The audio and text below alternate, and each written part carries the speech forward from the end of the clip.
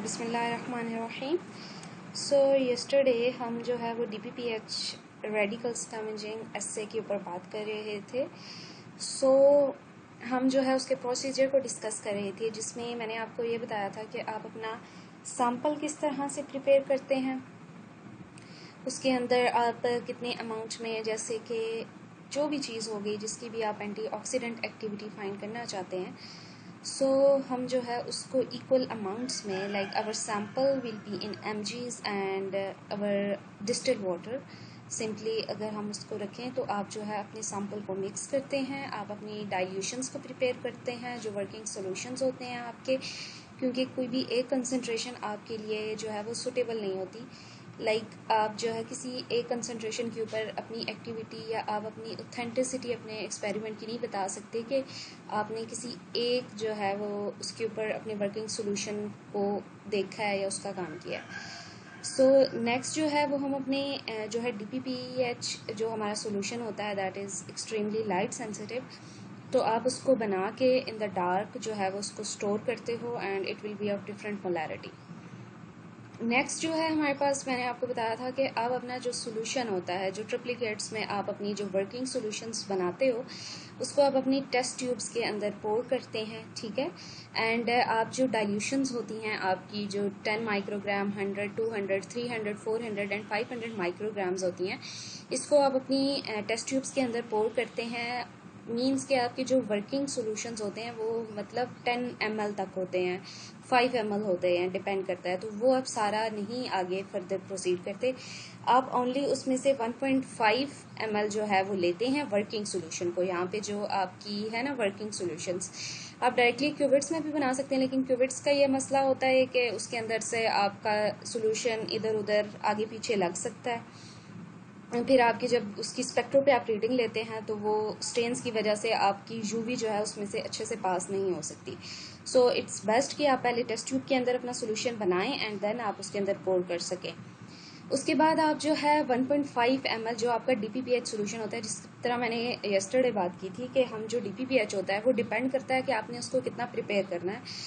आपके sample size के ऊपर डिपेंड करता है। अगर आपने ट्रिप्लिकेट्स में लिया है तो आपको वो अच्छा खासा चाहिए होता है। एंड एक और यहाँ पे बात मैं करना चाहूँगी कि आपका जो DPPH होता है वो आप मेथनॉल में या एथेनॉल में उसको बनाते हैं। मेथनॉल एंड एथेनॉल जो है वो आपके पास वेपर्स के फॉर्म में एवापोरेट कर जाता है, ठीक है। तो जब आपने उनके अंदर 1.5 ml अपना सोल्यूशन डालना है एंड 1.5 ml जब आप उसके अंदर मेथनॉल पुट करेंगे, उसको भी आपको चाहिए कि ऊपर से आप उसको जो है कॉटन बड या एल्यूमिनियम फॉइल से रैप कर दें, क्योंकि वो एवापोरेट होना शुरू हो जाता है और आपके सैंपल का साइज कम रह जाता है। इट्स बेस्ट कि अगर आप उसको ऊपर से कवर रखें। And next the most important thing, क्योंकि आपका DPPH is a light sensitive, जो कि मैं बार बार कह रही हूँ, क्योंकि अगर आपने इस चीज़ का ध्यान नहीं दिया, जो आप DPPH की बॉटल होती है उसको भी आप रैप करके इन द डार्क स्टोर करते हैं, और अगर इस टाइम पे आपने अपने जितने भी सॉल्यूशंस हैं उनको इंक्यूबेट करना है for 1 hour in the dark condition, okay. तभी आपको जो है अच्छे रिजल्ट्स मिल सकेंगे। अब हमारे पास दो चीज़ें होती हैं, one is the positive control and one is जो है एज अ रेफरेंस लेते हैं। एक को आप पॉजिटिव कंट्रोल कहते हैं, एक को आप नेगेटिव कंट्रोल कहते हैं। आपका जो DPPH का सोल्यूशन ओरिजिनली आपको प्रिपेयर किया होता है, उसमें आप 1.5 ml अपना DPPH मेथनॉल के अंदर लेते हैं, जैसे हमने पिछले में वर्किंग सोल्यूशन लिया था। इसमें आप सिर्फ DPPH विद मेथनॉल लेते हैं एंड देन उसके अंदर 1.5 ml अपना मेथनॉल ही पोर करते हैं, ताकि इट्स वो बहुत ही ज़्यादा जो है डार्क या इस तरह से आपके पास फॉल्स नेगेटिव रिजल्ट्स आते हैं। तो अगर आप मतलब बिकॉज इसकी कलरिंग ही आपकी रिजल्ट्स की आपको इंडिकेशन दे रही होती है। अगर आप डायरेक्टली उसको इतना लेंगे, क्योंकि आपके पास ये नेगेटिव कंट्रोल है, बहुत से लोग ये गलती करते हैं कि वो जो है DPPH और जो मेथनॉल होता है सिंपली उसी को 3 ml ले लेते हैं दोनों चीज़ों में, हालांकि आपको 1.5 ml उसके अंदर मेथनॉल पोर करना होता है, ठीक है। तो ये आपका नेगेटिव कंट्रोल होता है। एंड पॉजिटिव कंट्रोल में आप एस्कॉर्बिक लेते हैं, ठीक है, जो आपके पास एज अ एक्ट करता है, mean that is the complete positive results, जो आपके पास 100% एंटी ऑक्सीडेंट एक्टिविटी शो करता है। नाउ एस्कॉर्बिक के लिए भी बहुत से लोग ये करते हैं कि अगर आपने अपने जितने भी वर्किंग सोल्यूशन जितनी जितनी कंसंट्रेशंस पे बनाए हैं, तो इट डजंट मीन कि आपने एस्कॉर्बिक को सिर्फ एक सिंगल कंसंट्रेशन पे बनाना है। आपको एस्कॉर्बिक एसिड को भी उसी तरह से जिस तरह आप सैंपल 1.5 ml लेंगे ना, उसी तरह मतलब अपने सैंपल के अंदर 1.5 ml एस्कॉर्बिक लेंगे 10 कंसंट्रेशन पे, 100 पे, 200 पे, 300 पे, 400 पे, और उस पर 1.5 ml आप अपना मेथनॉल ही पोर करेंगे। ये भी है कि यहाँ पे बहुत बड़ी गलती है एक जो मैंने पहले बताई है कि इन द नेगेटिव कंट्रोल आप अपना 1.5 ml जो ले रहे होते हैं उसके अंदर कि आप उसको डायरेक्टली वही ले लेते हैं, जिसकी वजह से आपके पास फॉल्स नेगेटिव रिजल्ट्स आते हैं। एंड द नेक्स्ट थिंग, जो आप एस्कॉर्बिक ले रहे हैं, एस्कॉर्बिक के अंदर भी आपकी यही एक होती है कि बहुत से लोग उसको सिंगल कंसंट्रेशन पे बना के ये समझते हैं कि like it's over, but it is not. आपको उसकी हर कंसंट्रेशन में उसको कंपैरिजन करना होता है कि 10 पे लाइक जैसे जैसे आप देखें जिस तरह की आपकी कंसंट्रेशंस बढ़ती जाएंगी उसी तरह से उसका भी ग्राफ इवेंचुअली डाउन आता जाएगा। So that's. और उसके बाद आप जो है मोस्टली लैब्स में दो तरह से इसको, एक पोर प्लेट मेथड होता है जो कि बहुत सी लैब्स में अवेलेबल नहीं होता, मोस्टली जो स्पेक्ट्रो ही से रीडिंग्स ली जाती हैं। तो आप क्यूबिट्स के अंदर अपना सैंपल फिल करते हैं और आप इसमें ब्लैंक जो है वो डिस्टिल वाटर सिंपली लेते हैं।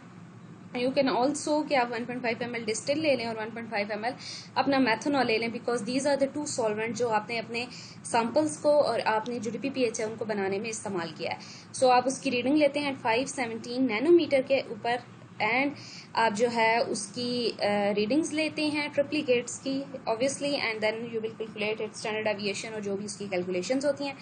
And this is the formula जिसको आप यूज़ करते हुए अपनी जो है DPPH स्कैवेंजिंग या जिसको आप जो है इनिबिशन एक्टिविटी भी कहते हैं वो आप कैलकुलेट करते हैं, परसेंटेज ऑफ इनिबिशन, जिसमें आपकी जो कंट्रोल है उसकी एब्जॉर्बेंस होती है, माइनस जो है वो एब्जॉर्बेंस आपके सैंपल की होती है, और नीचे आपके पास दोबारा से आपके कंट्रोल की एब्जॉर्बेंस होती है, इनटू आप जो है उसको 100 से मल्टीप्लाई करते हैं। तो ये कंट्रोल जो है नेगेटिव कंट्रोल होता है DPPH का। तो इसीलिए मैंने आपको कहा था कि आप उसमें ये नहीं कर सकते कि like that will be originally that, क्योंकि वो जितना मतलब उतना अच्छा होगा तो इट्स मीन कि आपकी तो एंटीऑक्सीडेंट एक्टिविटी बहुत ही अच्छी होगी, and simply that doesn't justify your results. और इसी तरह से जो पॉजिटिव कंट्रोल की वैल्यू होती है उसकी आप अलग से लाइक जहाँ पे सैंपल होता है वहाँ पे आप पॉजिटिव कंट्रोल की वैल्यूज पुट करते हैं और इसी तरह नेगेटिव से उसको माइनस करते हैं। तो ये रहा हमारा आज का DPPH का प्रोसीजर, एंड नेक्स्ट हम इसके रिजल्ट्स को भी डिस्कस करेंगे। हियर यू कैन सी कि आपके पास किस तरह से उसके रिजल्ट्स आते हैं और उसकी फर्दर जो आपके पास IC50 है या किस तरह से क्या आपके पास फर्दर वर्क फ्लो काम करता है। We will discuss it in the next video. So like, share and subscribe. Thank you so much.